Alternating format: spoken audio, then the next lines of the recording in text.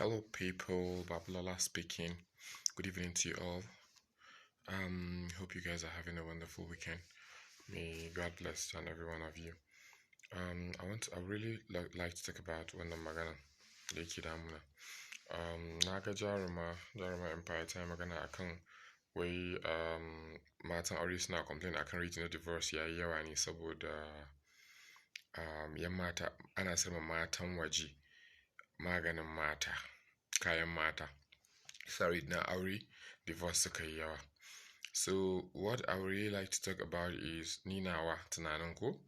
The issue is that yanzu mata they only rely on kayan mata da wasu gyare-gyaren jiki. They thought shine zai dinga siya musu love.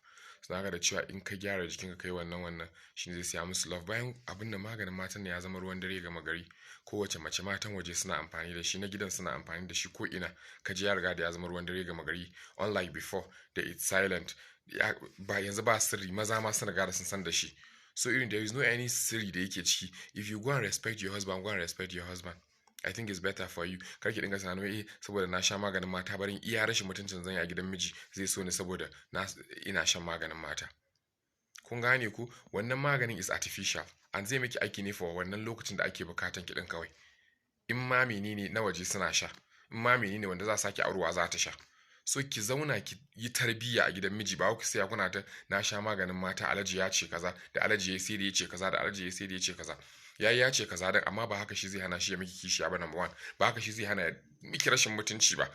Ya sake ki kina shan maganin matan duk da haka ba ki ga wani improvement ba. So what is the need? In za ku zauna ku yi tarbiyya, ku yi abin da ya kamata a gidajen mazajen ku respect din su, ku yi zaman aure, zaman lumana, ku yi zama da ya kamata, zai fi muku da maganin wai maganin mata kaza maganin mata kaza maganin. I'm not trying to condemn maganin mata. No, it's totally behind what I'm trying to talk about. Ba wai ina son against maganin mata bane.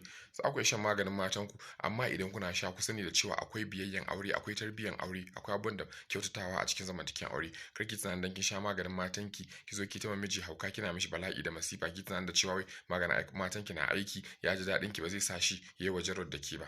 Yanzu matan aure they always rely on ana shirin aure zaki ji an mata kaza, an bata na ci da kaza nan ko an bata menene sai ki bada wata 3. Ni na ga auren da aka yi. Aka sha biki, an mata za ta kai ki dama ba ko test, bari mu je mu yi kaza da aka yi ta haifi ɗaya an sako ta dawo gida. Saboda mai tunanin ku yawanci suna tafiya da iga din ai mun sha maganin mata, mun gyara jikinmu, mun dan bi malamai, mun dan mishi wasu sirri duka da artificial, they are not the real. Ina ne rate na saki ba zai yi yawa ba. I'm using artificial stuff. Kuma wani abin da yake kare saka mutuwan auren is testing before marriage. Sai mun yi tukunna mu tabbatar da ya muke ko za mu iya satisfying juna. To daga nan zargi yana shigan cikin ana zamantakewan aure. So let's try to respect our marriages. It's both side. Maza respect your wives. Mata respect your husbands. Be clean, be neat. Sha maganin matan ki sai ki hada shi da tarbiyya, ki hada da rangwadi da iyayi da shagwaban nan dai. Ki hada mishi da wasu yan karfiri da girfiyar nan da respect da ganin girman shi da darajar shi. Sai miki amfani. Na bar ku lafiya. I don't want to talk much. Yaro na kuka, let me go and attend to him and the mother.